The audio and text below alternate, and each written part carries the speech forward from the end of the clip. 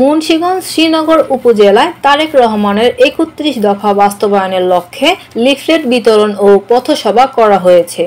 বৃহস্পতিবার সকালে বিএনপির সাবেক সভাপতি আলহাজ মমিন আলীর নেতৃত্বে নেতাকর্মীদের নিয়ে শ্রীনগরের যুবদল কার্যালয়ের সামনে এ পথসভা করা হয়। পথসভায় উপস্থিত ছিলেন উপজেলা বিএনপির সাবেক সাধারণ সম্পাদক হাজী দেলোয়ার হোসেন, রাহাতুল ইসলাম রিপন ভূঁইয়া, শ্রীনগর ইউপি চেয়ারম্যান তাজুল ইসলাম, সাবেক সাংগঠনিক সম্পাদক মতিউর রহমান মতিন, বিএনপি নেতা আব্দুল হাই তালুকদার, আবুল তালুকদার, ইদ্রিস আলী, তাজুল মাতবর, বিল্লাল হোসেন, জিয়াউল হক প্যারিস, ছাত্রনেতা লিমন মোরল, বাবুল সহ আরও অনেকে।